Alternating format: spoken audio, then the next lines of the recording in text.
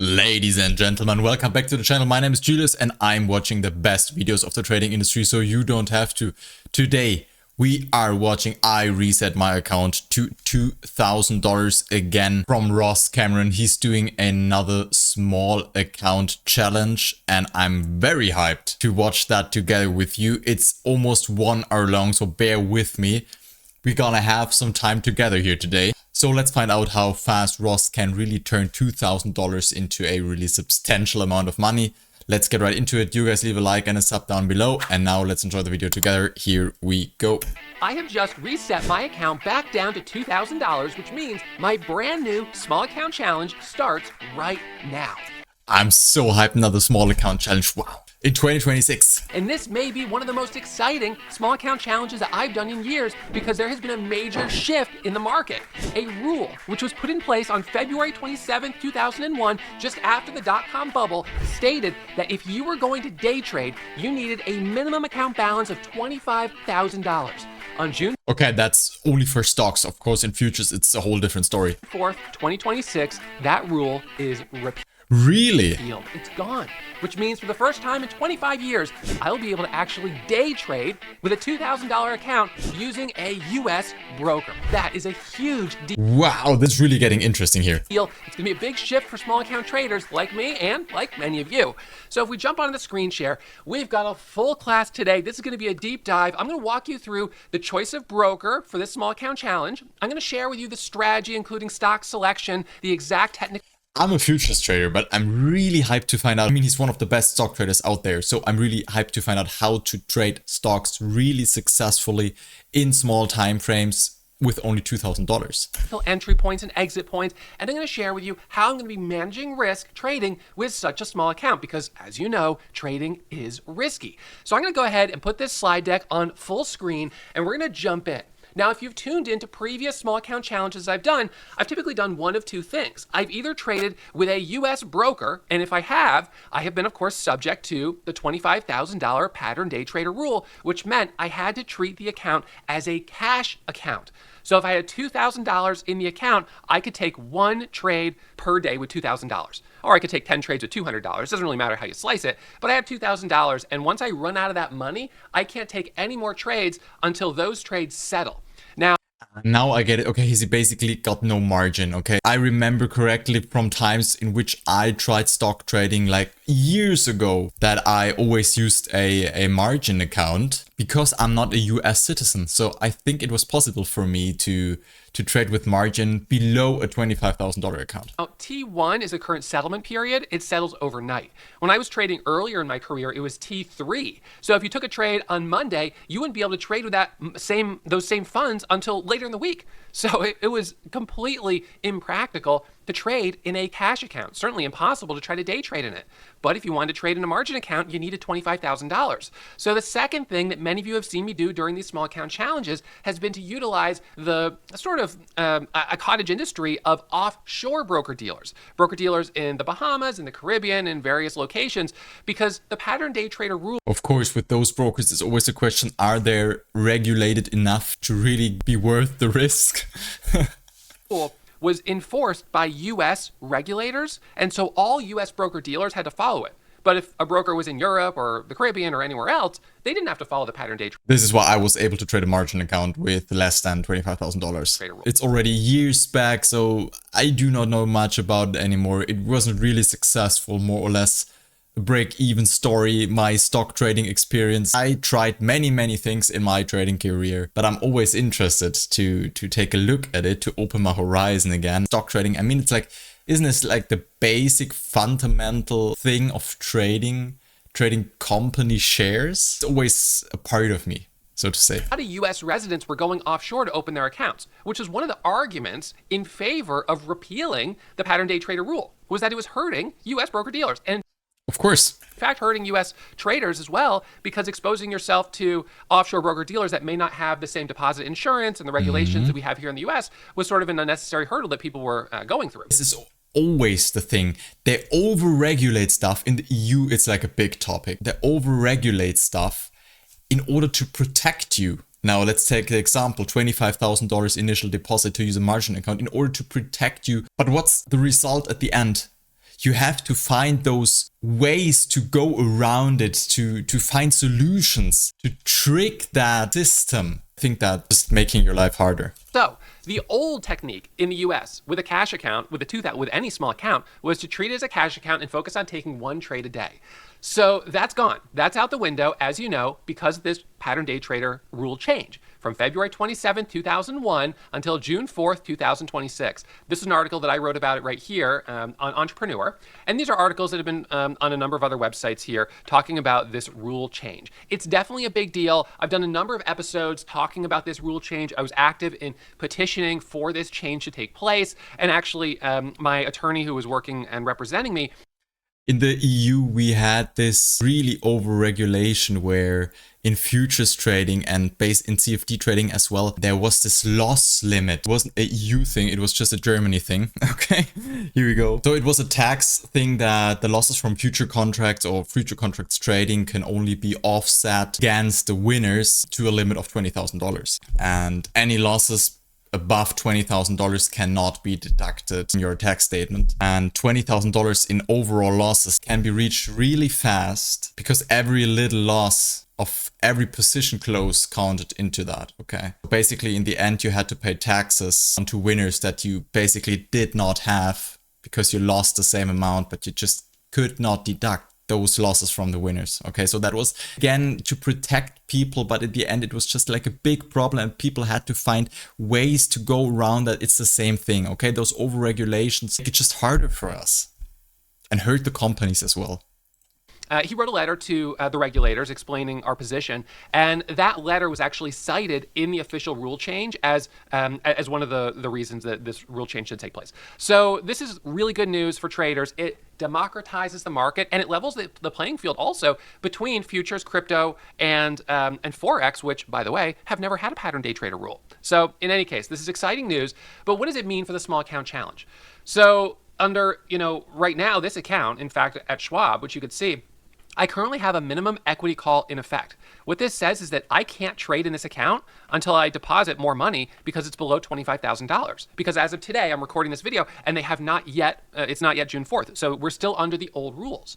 So under the old rules with a $2,000 account, that's a margin account, I can't take any trades. My account's restricted. It's a bummer. All right. So with a margin account, I can take if I see those amounts of money, I cannot believe it, guys. What are those numbers? It isn't just the absolute amount of money that completely wrecks my mind. It's the amount of losing days. Look at that. He only got three losing days in 1 month. We basically made $100,000 each week on average. Okay. 3 losing days. Incredible. Limited number of trades. And this is me trading in a margin account. These are 200, 300, hundreds of trades a week. Look at this, 210, 367, 209, 129 trades, 216 trades. So is this what my first week with a small account is going to look like? No, it's definitely not going to look like this. This is a lot of trading. And while this is okay for someone with my level of experience, this is not how I should approach trading in a small account. I should, even though I can take 100 or even 1,000 trades or 10,000 trades, I suppose, in one day, that's not what I should do. So it's awesome the pattern day trader rule is out the window and gone, but I still have to moderate myself in terms of how many trades I'm willing to take. At the end of the day, What about commission in stock trading? I actually do not know about that currently. Doesn't that add up to a really big amount of commission, or is that already subtracted here? The goal is to produce profit and to produce it consistently. That means I have to follow a set of rules. These rules are what create my small account day trading strategy, and that is the topic of today's class. We're going to begin, number one, with the choice of broker, and I'll remind you that not all brokers are created equally. So I'll share with you a fairly extensive comparison that I've put together, comparing the top brokers based on a number of different criteria. So we'll get into that in a moment.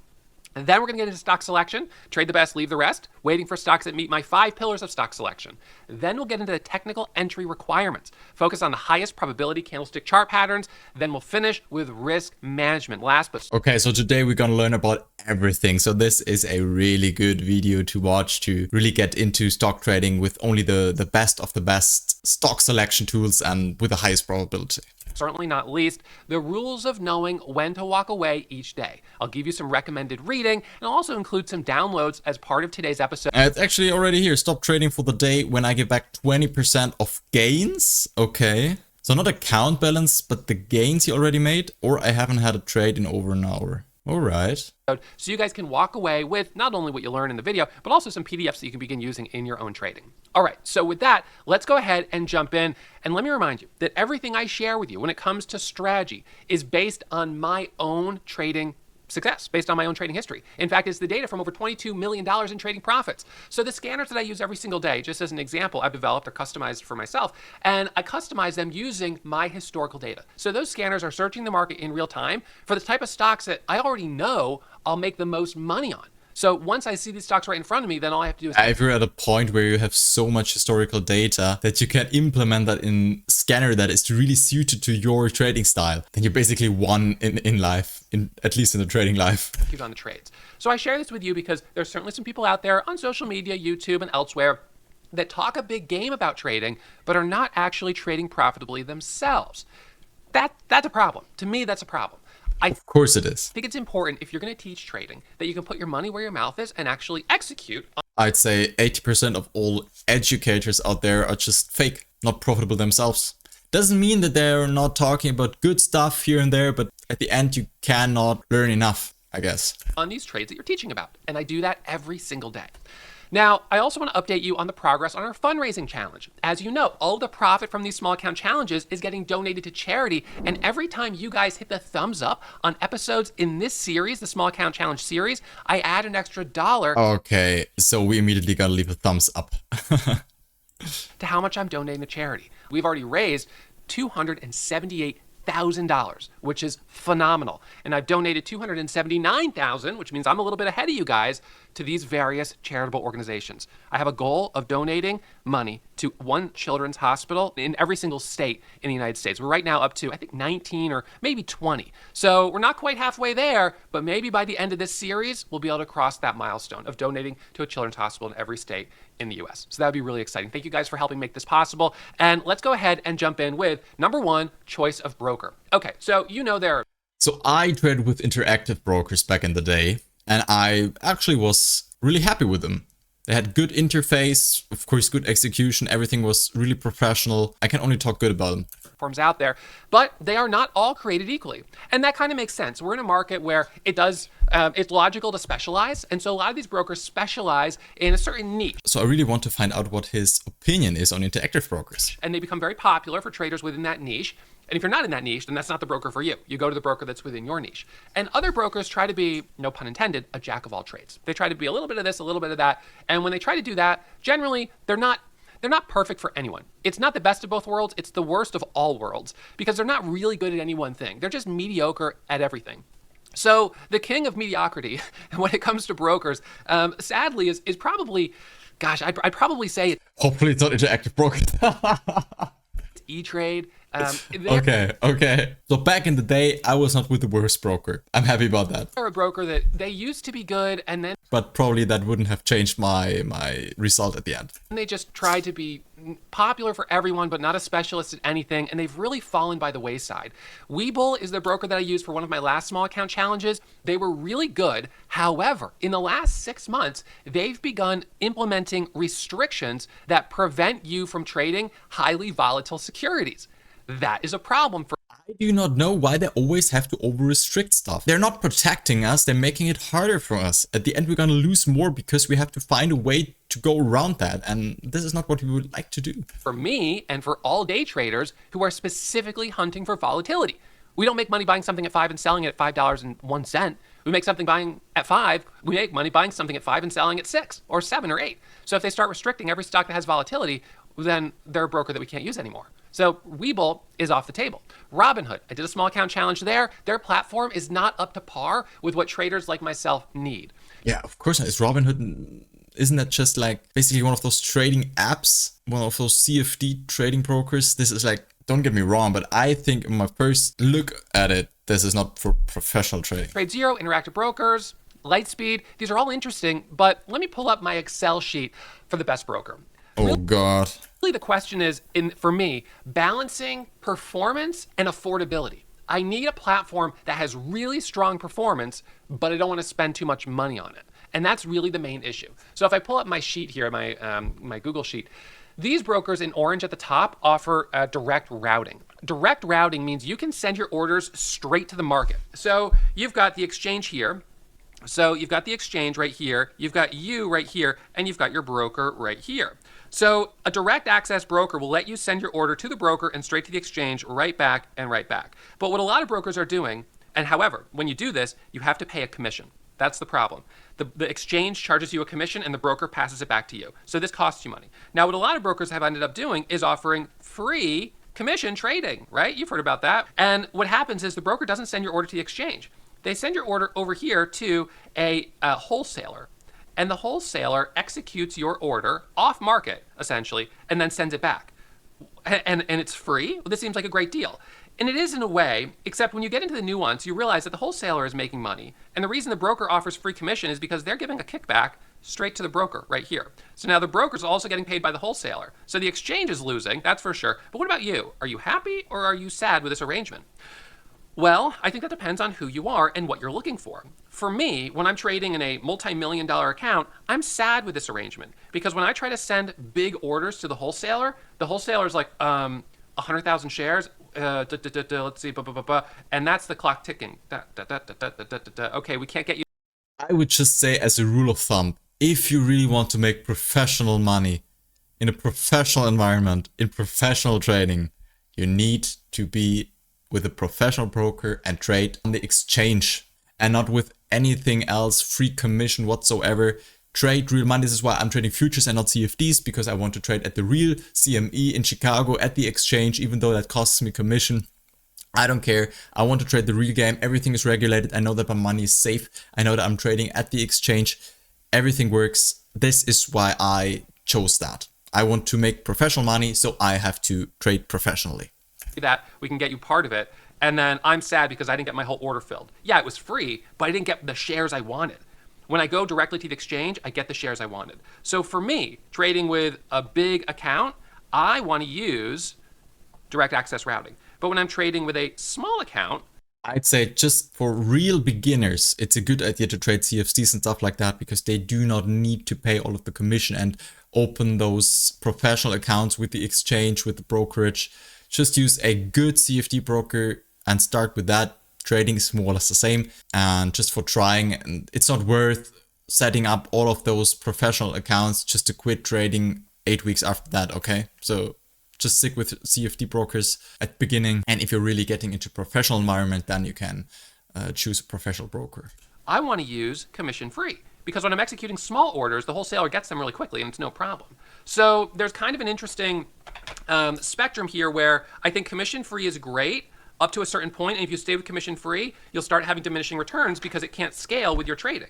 And on the other hand, if you use direct access too soon, you lose money, and then here you start to have a crossover. You lose money because the commissions are too high relative to what you're trading. So for this small account challenge, I'm going to be right. Well, I don't know if it's different for stocks, but in futures trading, the commission is depending on your position size. So basically, if you're trading a big position size, your commission will also be higher. So in futures trading, this would look differently. It's basically a linear curve. Here, obviously with $2,000, and so it makes sense for me to use a commission-free broker until I get to right about here. When I start to level off, that's when it's time to switch, and then I'll just do an account switch. So on that day, I'll switch over to my one of the direct access brokers, and then I can resume this upward trajectory. So I don't have to go down here, and I also don't have to. Okay, that seems like a smart plan. Why not? In the middle. But I probably would have been too lazy to switch brokerage mid-challenge. I want to have everything set up. It's just my nature. I want to have everything set up professionally to continue on that path for many years. That means I have to be willing to... And not knowing that I have to switch something or change something in a few weeks. Switch brokers kind of midway through the race. But I have no problem doing that, and you shouldn't either. You don't have to be loyal for life to your broker. Your broker is a tool. They make money on you. They want you to use them forever, but they're a tool. So you use the one that's best suited for where you're at right now. So for this small account challenge, Webull is one of the brokers I'd previously used. They were previously a 7.5 on my score, the raw score of 1 to 10, but they've gone down to a 6 because of the restriction that they're adding to a lot of these small cap stocks. Webull is an excellent platform. It's fast, it's easy to use, you can customize it. The platform right out of the gates doesn't require anything additional. You don't have to add third-party software. You don't have to really customize it all that much. I mean, it just works right out of the gates. This is my Webull account right here. And I love it. I've been totally happy with Webull. So it's such a shame that they're restricting trading in these volatile securities. It really is. But it is what it is, so their score is dropped. Now, TradeStation's a little bit higher. They're direct access broker. I can't use them. That's going to be too expensive. All of these ones down here are out. Robinhood, Fidelity, Interactive Brokers. For a variety of reasons, they underperform on my testing, and I wouldn't use them. So then we start to move up here. Well, these ones are all out right here. I can't use any of these because they're direct access. Now, TradeZero International is an interesting option. However, I wouldn't be inclined to use an international broker, even though they have a commission-free offering. I would be more inclined to use a US broker. And so here we have Schwab. And you'll notice that we have Schwab on here twice. Schwab is in this column here with Thinkorswim, and Schwab is in this column here with Dash Trader. You can use different trading platforms with Schwab. And when you use Dash Trader, I rank Schwab at a 7. So he's really got into every little detail of every brokerage, and this is professional behavior. This is viewing trading as your professional job, really getting into the details, because that's what matters, guys. So spend some time with it, okay? Not like I did back in the day where I just chose Interactive Brokers because it was a professional broker with direct access to the exchange. I should have put in a little bit more time into it, but on the other hand, I was just trading stocks for a couple of months, so I decided then to go with futures, and I definitely put more time into trying out and compare different future brokers. 0.45. When you use Thinkorswim, it's ranked at a 4.9. All right, so we've got to dig a little bit deeper into what all that is. So I'm going to hide this for a second. So when it comes to Schwab, they're not the fastest, but they're also not the slowest. This is where they rank right here. These right here were direct access brokers, including TradeStation, and including Interactive Brokers, because you can route direct with Interactive Brokers. So Thinkorswim was the fastest of the commission-free brokers. It's faster than Webull, Robinhood, or Fidelity, which is great. I didn't test E-Trade because at this point they're so late to the game that people really aren't using them. Now, the way I set up this testing, this is my own personal testing, and the way I set this up was I funded accounts with all these different brokers, I executed trades, and I timed them. And so I went into my video editing software right here. Crazy, guys. Wow, this is, I'm so amazed. And I just measured from start to stop how long the trade took to execute. And so you can see the first one was Lightspeed Trading. That's the broker in New York that I've been using for more than a decade. And they're really fast. I like them, but they're expensive. I mean, it's all relative. It's he's basically, I watched some videos from Ross, and he's basically just scalping for seconds. Okay, then of course those microsecond delays make a huge difference. It's money well spent, but it is expensive if you're doing a small account challenge.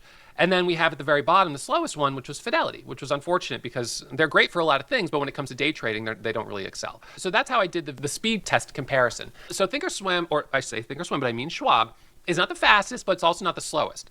But they do have a very compelling offering. Because they are such a popular broker. Remember, Schwab bought Ameritrade, and it brought all its customers there. So Schwab is huge. They're the biggest US broker dealer. And because of that, when you execute your orders with their wholesaler, the wholesaler is so big that they can accommodate a lot of orders going through, even a little bit on the bigger side, not all the way to how big I trade, but a little bit bigger. And you get something called price improvement. So the way it works with a wholesaler, not to get into the weeds, but on an exchange, stocks can trade $10.51 by $10.52, like that. But a wholesaler is able to split the penny. Exchanges are not allowed to split the penny, but wholesalers can because they're on alternative trading systems, which are not exchanges. So that means they can give you, if you're, let's say you're a seller, you could sell at 1051.1. And that 0.001 is called price improvement. It's not a lot of money, but these pennies add up over time. And of course, if the bid and the ask is a little better at one exchange than the other, or at one brokerage than the other, you should definitely take a closer look at it. Maybe on one of those trades you get 0.003. On 10,000 shares, that's $30 of price improvement. So if you had 10 trades in one day and you got $30 of price improvement on all of them, that'd be an extra $300 of profit in your trades because of price improvement. And so that's when you sell. Now, if you buy, instead of paying, so 51 was on the bid and 10.52 was on the ask, you might be able to get in slightly below that, for instance, at 10.51.9. So you save, maybe $10 or whatever it is on your entry. So, and this is the thing. You say you make a sliver, the wholesaler makes a good chunk, and the broker makes a good chunk, but you still make a sliver. And the real person who loses is the exchanges over here. Now, if the exchanges don't want to lose anymore, they will either block the alternative trading systems from trading down below the 1 cent spread, or they will allow themselves to trade down to 1/100th of a penny. But until that happens, this is the relationship that we have. So why not use it? Totally right behavior here. So because of that, Schwab has become, well, and not just because of that, but Schwab has become the biggest broker in the United States. And as a result of being the biggest broker, their wholesaler is filling so many orders that they actually claim that you get price improvement on 98% of your orders, and that they offer 7 times the shares versus the displayed quote. So that's actually really interesting. 7 times the shares versus the displayed quote. So what that means is that if we had 1051 by 1052, and there was a 10,000 share seller on the ask right there, just for the sake of argument, we'll just keep it simple. What they're saying is that they have times 7 in liquidity. So wow, that is really interesting. That's because they're saying the wholesaler has extra shares. So if you want to buy, you can take 10,000, you can take 70,000 because the wholesaler has those shares available. Now, without getting a worse price. That might not really be the case up to 70,000 shares, but in the case of, let's say, a 1,000 share order, you could easily probably get 7,000 shares at 1052. Whereas if you were using another broker that doesn't have such a good wholesaler, you would end up paying a little bit more to get all those shares. It's only 1,000 shares on the ask, but you want to buy 7,000. That means you've got to buy the 1,000 at 52, let's say the 3,000 at 53, and the 3,000 at 54. Yeah, so now you've totally normal. got a blended average of like... Of course, only if you really are getting into higher amounts of shares. 10, 50... So for beginners, this is probably no big deal. 53, whatever, 53 and a little bit, right? 53.3, let's just say.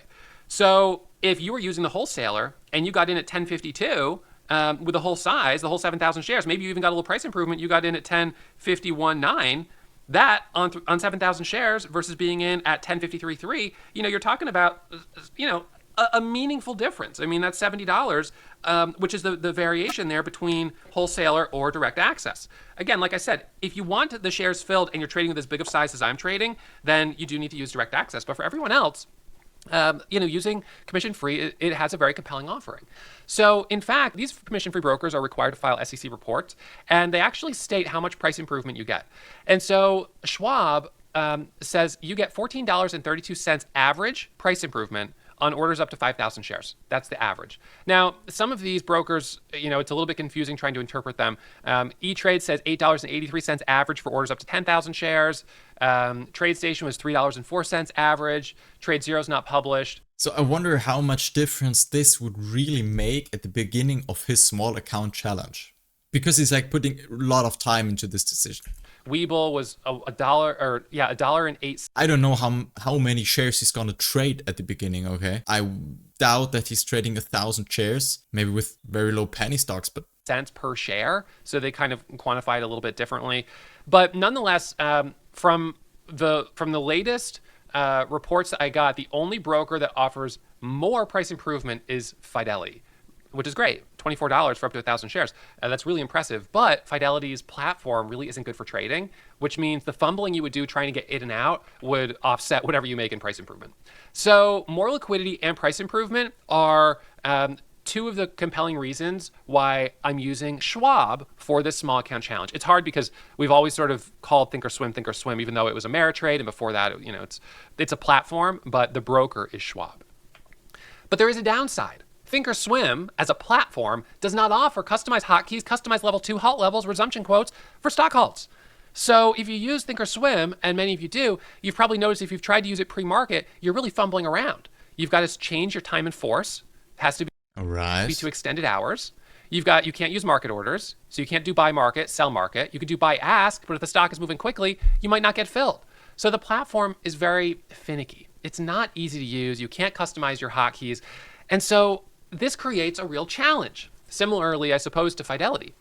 Now, with Thinkorswim, however, or Schwab, there is an alternative.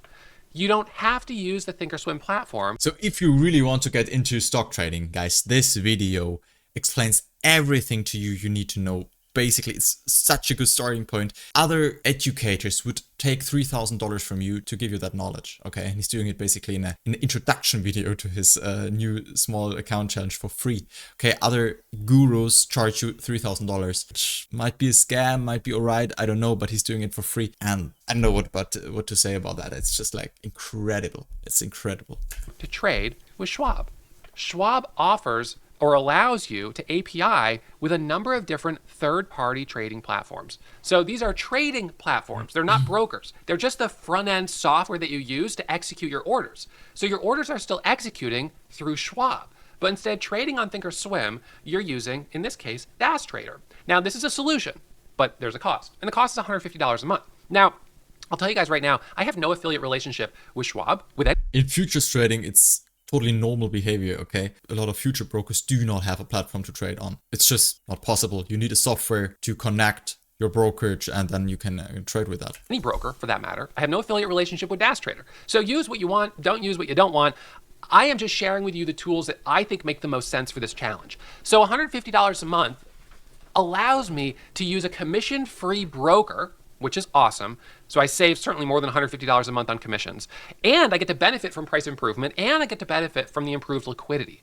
So these are the pros, and the con is $150 a month, and I can live with that. So DAS Trader it's just a trading platform. They're not a broker-dealer, but it's a trading platform that can be used with dozens of different brokers. In fact, what's very interesting is that all of these direct access brokers offer DAS Trader. DAS Trader is considered more institutional level, sophisticated, professional trading software. So you can use it with all of those brokers. Most of the commission-free brokers don't let you use these third-party platforms. They want you to use their, homegrown, house-built software. But Schwab is a little different. Schwab doesn't care if you use a third-party platform to execute the trades. They're just happy that you have your money there. And so this creates a win-win for us right here with Schwab. All right, so we're going to put a nice border around. Definitely makes sense, and I've already learned a lot about to get into stock trading with a good broker and with a good software. Around Schwab for this, we're going to we'll make it purple. All right, so we should probably make it blue because that's the color that they use for their platform. So we'll go blue and we'll make it a little bit bigger. All right, we don't need to go for all of them. We'll just go like this. All right, well, that's fine. For now, we'll just leave it like that. So this is the Schwab column. So this is the platform that we're going to be using, or I'm going to be using for this challenge. And so with DAS Trader, if you go over to the DAS Trader website, you can sign up to DAS Trader. It's very easy to do it, and you can integrate it straight to your Schwab platform. So over here on DAS, we click subscribe, and you can choose whether you're going to subscribe for Interactive Brokers, Schwab. You could use their simulator. It's around $150 a month, I think. Let's check. $200 a month, but you don't need all that data. $150 a month for basic data. That's level 2, but that doesn't include everything. And that's the same as what it is for Schwab. So you go over here to Schwab, you click on Schwab, and then you just go down to $150 a month, and boom, you can sign up with PayPal and you're good to go. After you sign up, you send the authorization to Schwab, and it allows you to begin executing your orders on DAS Trader. Now, for those of you guys who have used it before, you know how this works. For those of you who haven't, it's desktop software. So you download it and you run it right on your computer, which is great. That makes it very lightweight. You don't have to worry about your browser crashing. It just runs. It's software that's been around for a long time, and it's been really good for me. Now, what I'm going to give you guys is instant access to my DAS Trader layout. So you can download my layout and install it. My small account strategy PDFs are also included in this download. And everything for free, guys. I can only repeat myself. Other gurus would charge you $3,000 for that and call it a stock trading course whatsoever. I'm going to pin a link to the top comment and put it in the description so you guys can download this. So what you do is you load my layout. When you load my layout, this is what it looks like right here. I have it customized with these colors and this font style and everything else to be exactly the way I like it. Now, the next thing we've got to do is we've got to go add our hotkeys. So we're going to jump in the next slide, and I'm actually going to pull up the platform right here, and I'm going to show you how to set up these hotkeys. So I'm going to go to Tools. I'm going to go over to Setup, actually. I'm going to go to Hotkeys Script, and I'm going to click on Hotkeys. Now, these are the hotkeys that come included. To be honest, I probably don't need most of them, but I'll leave them for right now. They're not causing a problem. I'm going to add a new item. The new item I'm going to add is Buy Hotkey. So what we're going to do is we're going to go down actually, I'm going to go over to the order script right here, and I'm going to choose that this is a buy order. I'm going to type in the share size, and I'm going to do the share size based on my buying power. So if I use 50% of my buying power, that means my trade would be for $1,000 on my first day, which would be fine. I could take 10 trades with $1,000 if I want. And Does that mean that he's not buying a specific amount of shares, but basically so many shares as he can with $1,000? I'll be able to trade as much as I'd like. Now, if I want to increase this to 75% or 80%, whatever, or 25% decrease it, that's fine. But I'm going to set my share size to be based on how much buying power I have. Interesting. Then I'm going to switch my symbol. I'm going to let it be whatever's on the actual level 2 window. I'm going to change the price to the ask, and I'll give a little offset of 5 cents. Oops, not 50. I'll do 0.5. For my big account, I do 10 cents, but for this one, I'll leave it at 5. You select your account. You then choose your route. I'm going to choose a limit order. I'm going to choose the time in force, which is day plus. I'm going to say load and send right there. I'm going to build the script, boom. And the only thing I'm going to need to add would be my account number, and then it'll execute. For the hotkey, I'm going to go Shift 1, and that'll be an order to execute when I press Shift 1. Commit, boom. Now we add a new hotkey. We're going to add a new one for sell. We're going to go again to the order script wizard. We're going to put it on the sell side. We're going to do share size. So position times half. This is going to be symbol price. I'm going to do bid, and I'm going to go. So in this detail, it's not possible with future brokers. Okay, basically you can just buy bid, buy ask, buy market, whatever, or limit or stop order, but you cannot put it really in depending on your buying power. Actually minus 5 cents. And it's going to be the limit route. We're going to do the same time and force of day, and we're going to load and send. So what this is going to do is it's going to sell half of my position, and I'm going to put that on Control X, which is the hotkey I like to use for sell half. I'm going to now commit to that. I'm going to now open this item, and I'm going to make a copy. So sell full would be just selling my full position. Take away that. That's Control Z, commit. And then I could do another one here. This one was sell half. And then another one here, open this one and duplicate, make a copy, and this will be sell quarter. And I do Control Q, oops, Control C, no, that's right. Control C, and I'll set that to 0.25, commit. And now what I have is a hotkey that will allow me to trade in and out. So what I can do, now I already have an account here with Schwab. So what I can do is I can go ahead and execute this order. This doesn't have any volume, so I'm gonna switch over to Ford. We'll just switch to Ford. I'm gonna press Shift 1, and the order is gonna send. Oops, gosh, that's too much buying power. Okay, well, that's fine. I wasn't expecting to use that much buying power, but Why was it too much buying power now? Wow, interesting. it's fine. I've got 10,000 shares of Schwab. All right, so now, now what I'm going to do is I'm going to press Control X to sell half, and there we go. I sold half. I'm going to sell another half, and another half. Okay, there we go. So I lost $200, but it's a good demonstration. All right, so now what I'm going to do is I'm going to jump in here, and I'm going to add one more hotkey, and the hotkey is going to be cancel all orders. So I go over here for this one. I could just go to this drop down for trade, and then let's see, cancel, and then cancel all. This might be really a dry topic to a lot of you guys, but I'm a nerd for software or in general trading setup stuff. So I'm actually enjoying this a lot to see how that really works in a very, very professional way in stock trading. All for the symbol. All right, and so I'm going to add this right here, and I'm going to set it to Control Q. Commit. Boom. And now just like that, I have an order that will cancel. So if I put an order down here of 1,000 shares, for instance, down right there, and it's just sitting there, I can press Control Q to get out. So Control Q, and I'm out of that trade. So that makes it easy for me to get in. It makes it easy for me, to cancel my order if I don't get filled. So having those cancel orders are important, because if you have orders out, you put 10 orders out or whatever the case is, and then suddenly they're not filling, you can't put out more orders without first canceling these orders, because those orders are using up your buying power, right? So you can't put out orders for more than your buying power or they won't fill. So you've got to make sure you cancel orders quickly if they don't execute. That way you can place the next one. Okay, so now let's jump back into the slide deck for the next slide. Now you're up to speed with the layout. You've been able to add some hotkeys. And now I want to share with you a feature that most people don't know about. DAS Trader allows you to execute in more than one of your Charles Schwab accounts at the same time. So if you have two accounts, you can execute the same exact trade in both accounts at the same So you also got the opportunity to use a copy trader. exact time. That is really interesting. But what's the use case for even having two accounts? The use case is that many traders, including myself, have both a taxable account, which is the account you would use for trading for income. If it's profit that you take out right away, it's considered income, and so it's taxable. But a lot of us also set up a retirement account so we can save for long-term retirement, right? At the same time. So using multi-account syncing, you can execute the same trade in two accounts at the same time. So you don't have to choose, do I trade in my taxable account today or do I trade in my retirement account? Interesting. I'm learning so much new stuff here, and I always wonder: is this can I use those informations for my future trading? Isn't that maybe a good idea to have a futures account for retirement or another one for income? But I don't know. It's different with stocks and futures. I have to tax both accounts at the same time, so it doesn't matter if I withdraw that money to my personal bank account or not. You could trade in both of them on every trade you take. So I'm going to share with you how you set up your hotkeys to do exactly that. And okay, this is not really what I put interests me here. We'll do this for right now. Okay.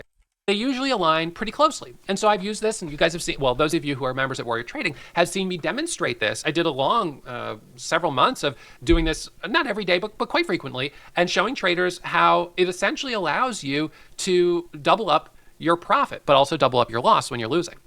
So while this probably isn't something that you're going to be doing on day one of a small account challenge, this is another compelling reason why Schwab is a good candidate for relatively small account traders. You can have your small account and you can set up your Roth IRA. Remember, when you're trading in a Roth IRA, you pay tax on the initial contribution, but then all of the profit that it produces will be tax-free when you begin taking withdrawals at retirement age, which is 59 and a half years old. So what is the downside of setting up a Roth IRA and just taking the same trades in both accounts?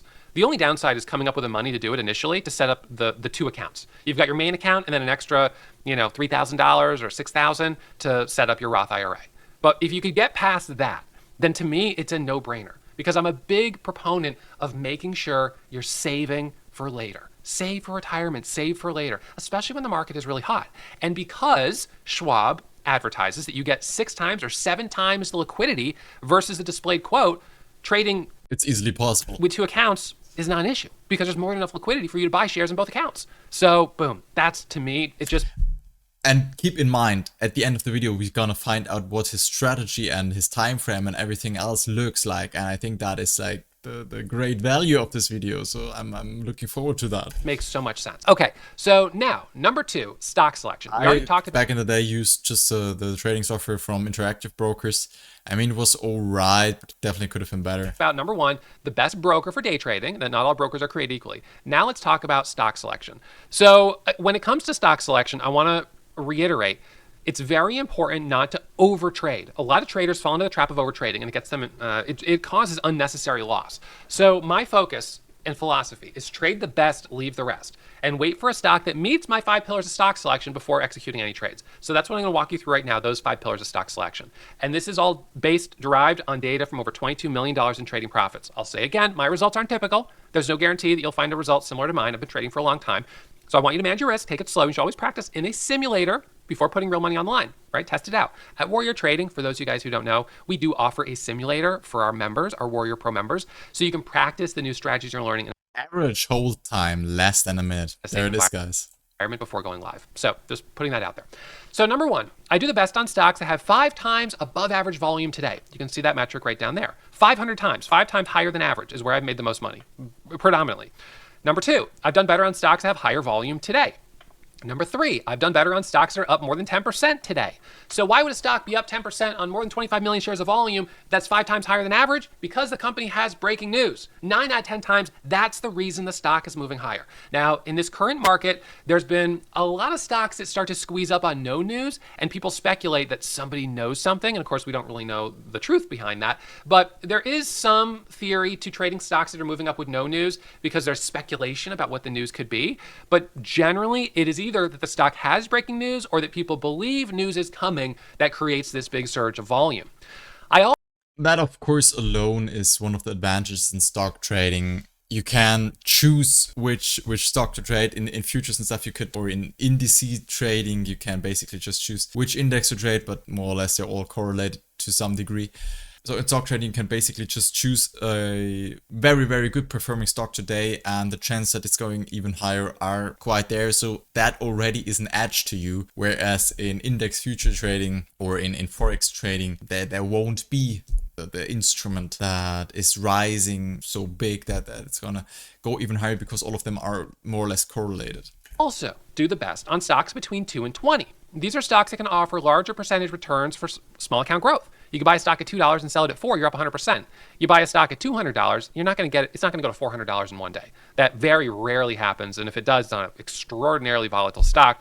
And it's just not likely. But getting moves from 50 cents to $1, $2 to $4, $4 to $8, those are more common. And so my sweet spot is between $2 and $20. Below $2, I don't do quite as well. I usually avoid penny stocks. And when it starts to get a little more expensive, I also don't do as well. I find it a little harder to manage risk. So, and then the fifth pillar of stock selection, I'm going to put all these in a list for you, is that I typically do better on stocks with a float of less than 10 million shares. Stocks with smaller floats typically make bigger moves because they have a greater imbalance between supply and demand. That imbalance is what creates the momentum. So to break it down, this is a stock here that went up 432% on 300 million shares of volume, but the float, the total number of shares available, was less than 1 million shares. So people were buying and selling, buying and selling, buying and selling, buying and selling all day long. It was a frenzied surge of momentum. The stock went from a low of $2 a share to over $16 a share. This is a phenomenal move, but it's not even close to the biggest move I've ever seen. So here are my 5 pillars of stock selection. Number 1, the stock should already be up 10% on the day. Number 2, 5 times relative volume. Number 3, there should be a news event moving the stock higher. If there's not, then I may trade it knowing that there's the perception that news is coming, but recognize it's a little higher risk. Number 4, most traders prefer stocks between 2 and 20, so that's where I'm going to focus. And number 5, the float should be less than 10 million shares. Boom. Those are our 5 pillars of stock selection. And lastly, I trade the best in the morning. That's typically when I make the most money. That's also typically when companies are putting out breaking news. So that makes a lot of sense. Okay, so now, if you guys download my suite of PDFs, even if you don't use the Dash Trader layout, it'll include the stock selection, 5 pillars of stock selection printout. So you can print that out, you can save it, begin using it in your own trading starting today. All right, so we've talked about the broker. We talked about stock selection, boom, boom, boom. Let's talk about the technical setup. So Now, guys, we reached the point where we really find out which setup Ross is trading. This is a long video, but I think this will be worth it. have very specific candlestick chart patterns that I use in my trading. I've uploaded full-length training classes right here on YouTube that are walking you through how to read candlestick chart patterns.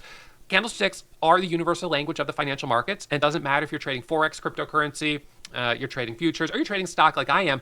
All of these financial instruments can allow you to view their historical price action and current price action using candlestick charts. So it's a universal language. When you learn to read the signals in this universal language, you'll be seeing buy and sell marks all over the chart. You'll be visualizing it because of the patterns that you'll see.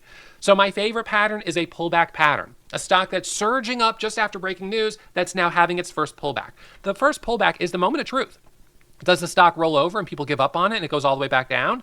If that's the case, I don't take a trade. But if it stops going down, bottoms out, and then the first candle right here makes a new high versus the previous candle, that is my entry indicator. And so my entry is the first candle to make a new high, which is right there.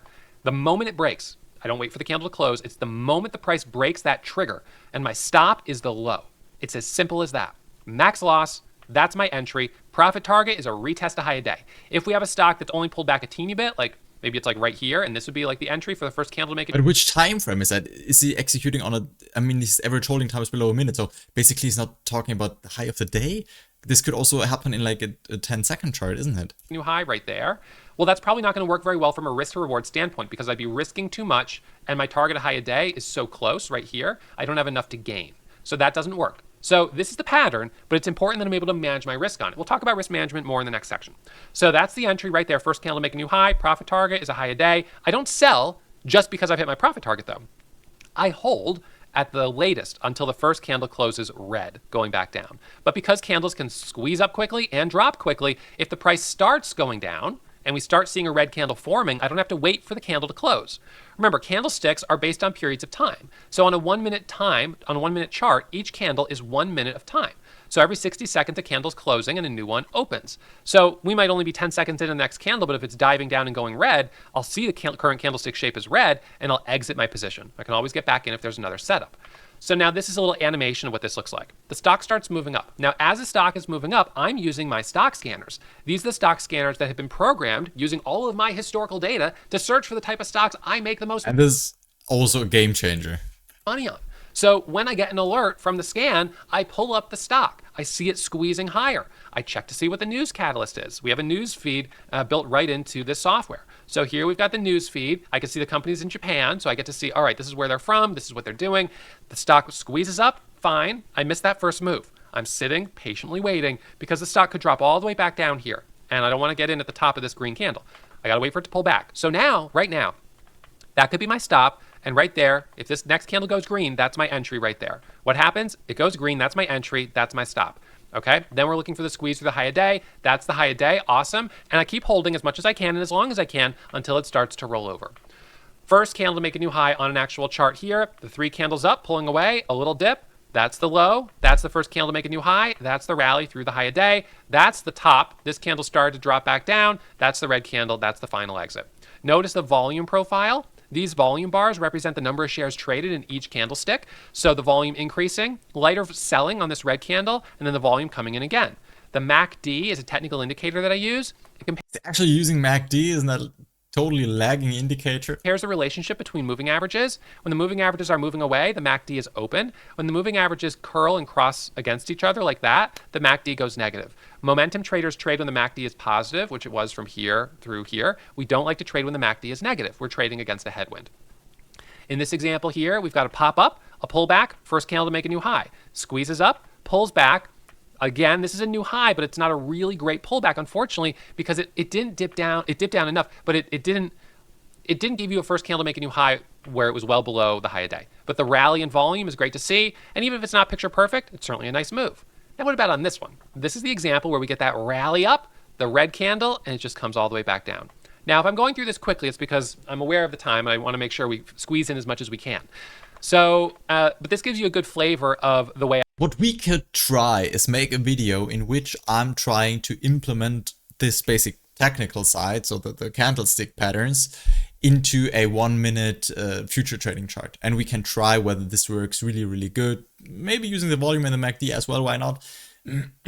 Searching for a instrument that is with big volatility and then trying those candlestick patterns. Should we try that? I could make a video about that. I trade and also the way I teach, if not in a bit of a compressed version.